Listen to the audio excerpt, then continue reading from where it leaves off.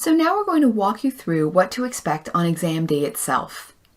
Being ready for the process on the day of the exam is actually a key part of preparing for your P1 exam, since it will help ensure your success on the day of, and also the knowledge of the process you'll be going through will significantly decrease your stress on the day of. Knowing what to expect is key.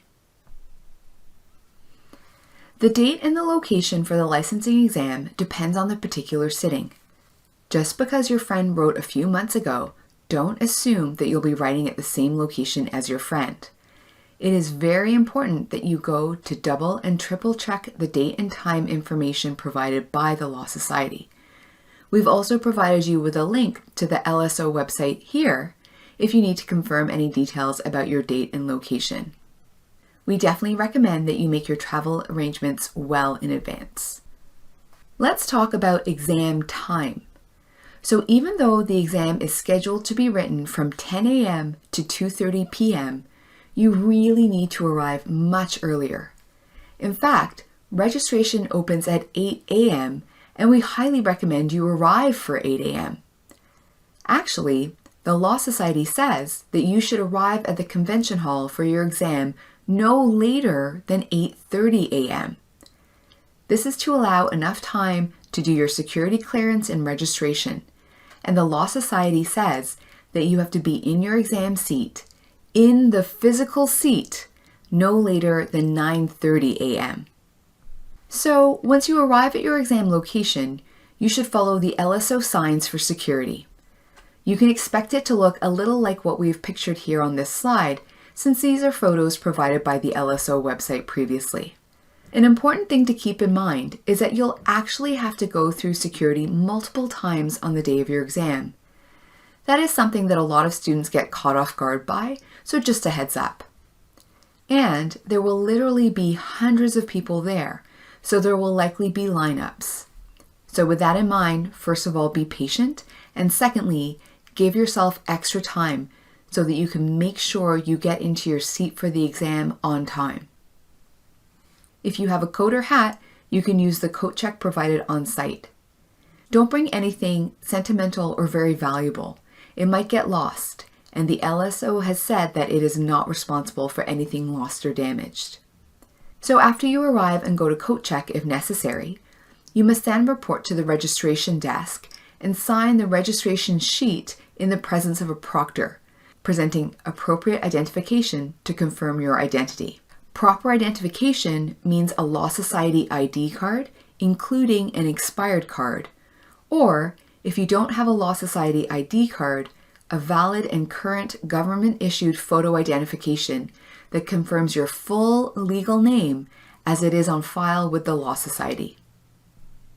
After you sign in, a proctor at the registration desk will give you a registration wristband that indicates your pre-assigned seat number. The proctor will immediately put the wristband on your right wrist, and you have to keep it on for the entire exam. You will not be able to enter the exam hall without the wristband. After registration, you have to go to the screening area and allow the proctors to inspect all of your personal items. Also, don't bring your friends or family. And finally, there are no prohibited items allowed in the testing area. Speaking of prohibited items, the LSO's list is long and it can be quite surprising. So some surprising prohibited items include watches, your own pens, pencils, highlighters, and erasers, purses, cell phones, strong-smelling or noisy food, food of any kind unless it's in the storage bag. Also, very important to note, you are required to remove all paper other than money, for example, your proof of insurance form, paper forms of identification, lottery tickets, travel documents, photos, from any wallet brought into the testing area before entering the testing area. We've heard of students having to throw out their car insurance, pictures of their kids, pictures of their grandparents, important receipts, and other documentation. Be really vigilant when you're checking your wallet before the P1 exam. It really is dealt with very strictly by the Law Society. So sometimes life happens and you're late for the P1 exam in spite of your best efforts. What then? Well, first off, try really hard not to be late. But if you are late, be aware you will not be permitted entry into the testing area until you've done all of the screening, and you will not be allowed in after the first hour of the exam. So what that means is that you could, in theory, be up to 1 hour late and still be able to write. However, very importantly, if you are late, you will not be given any extra time. This point about late submission is actually good to know even if you're on time, because there may be students entering the exam hall late. So it could be a possible distraction as they may make some noise as they get settled. Okay, let's talk about the exam format and timing of the exam itself. The total length of the licensing exam is 4 hours and 30 minutes. There is a total of 160 multiple choice questions. For your reference, that's just over 100 seconds per question if you take no breaks. Speaking of breaks, there is no scheduled break, and no extra time is given for any bathroom breaks that you may need to take. So guys, check it out. There is no lunch break. There used to be a lunch break under the old format, so don't be led astray by friends who've written in previous years. There is no lunch break.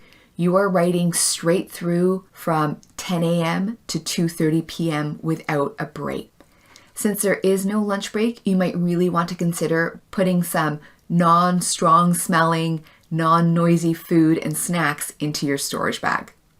I say that a little facetiously, but you really do need to make sure that your food is not considered a prohibited item. Also, it's important to note you cannot leave the testing area during the last 30 minutes of the exam writing time, even if you're finished writing your exam. And it's important that you mark your answers on the Scantron that's provided, since nothing in your exam booklet will be looked at. We and the Law Society recommend that you periodically check, maybe every 10 or 15 questions, that the answer bubble you are filling out corresponds to the question you're answering. So if you're answering question 10, make sure, double check that the bubble you're filling out is for question 10 and not question 11 by accident. Now let's talk about timing and also proctoring. In terms of how to keep track of time, since you're not allowed to have a watch or a cell phone in the testing area, there will be a digital timer that counts down the time elapsed, and also a clock that will show you the current time. But very importantly, there will be no announcements or verbal cues on the time remaining. You are responsible for monitoring your own time. So knowing that there's 1 hour left or 30 minutes left or whatever else is entirely up to you and your own self-regulation. So this is something that's really important to keep in mind while you're studying. We actually suggest making a timing schedule so that you know, for example, that at multiple choice question 60, you should be at approximately X time. That way, you know if you have to speed up or if you have the luxury of slowing down a little. What you want to avoid is a sudden panic of, oh my gosh, I've got 70 questions still to go and only a half an hour left. Also too, it's easy to get distracted or stressed toward the end of the exam because people will be done early and getting up and leaving. So it might be easy to get stressed if you're not following a pre-established timing game plan. So let's talk a little bit more about bathroom breaks and also about handling distractions. So you can go to the bathroom, but only at certain times and always with an escort. The Law Society has rules for when you can go to the bathroom. So when can you go? Well, you cannot go during the announcements before the exam. You cannot go during the announcements after the exam. So you can only go during the exam writing time itself. And as mentioned, no extra time is given for bathroom breaks. On a related note to bathroom breaks, maybe you're not the one in need of taking a bathroom break, but keep in mind there are hundreds of people in that convention center, and there will be people all around you who may want to take a bathroom break and will be asking the proctors to go to the bathroom and maybe having a conversation with the proctor about when they can go to the bathroom. And it's not just the bathroom. They might be asking the proctor about their sweater or their snacks, etc. So there may be distractions all around you.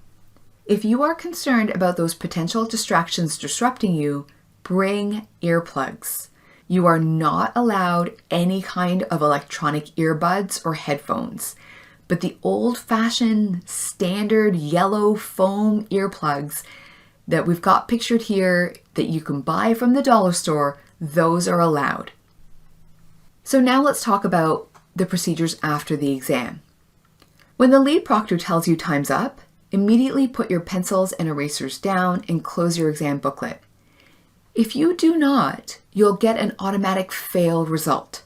So once the head proctor says time's up, put your pencils and erasers down. Don't try to write anything else. Don't try to erase anything.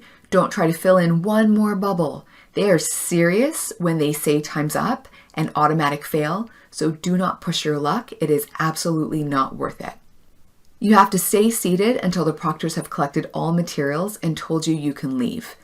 Dismissal requires another security screening, and the Law Society has advised that this can take up to 30 minutes.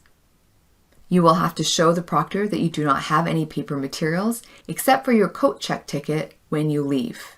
And you have to leave behind all paper-based materials, including the Law Society study materials and any other study materials, dictionaries, books, texts, notes, and even binders that you brought into the P1 exam. You've got to leave them behind at your desk. You do not get to keep them.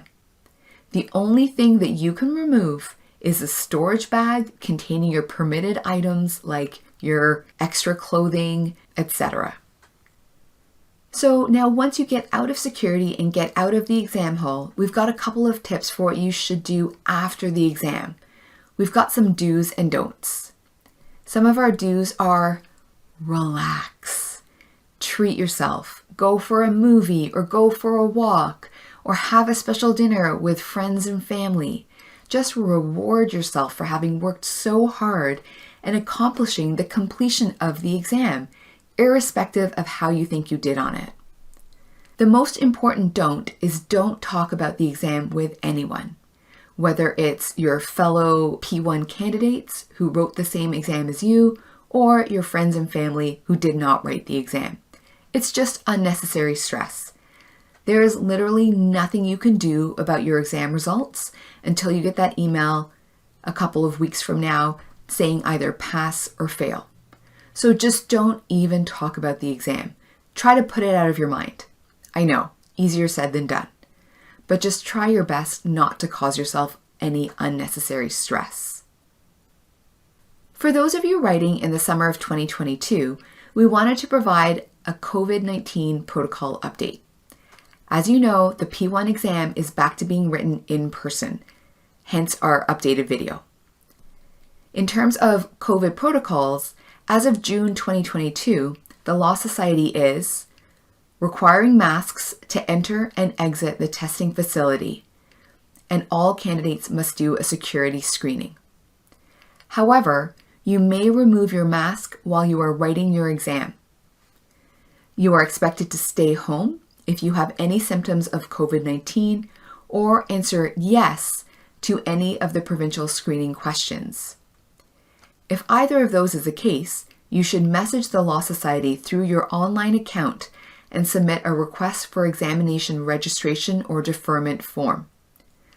Proof of vaccination is not required to sit the P1 exam. And that's it, guys. See you soon.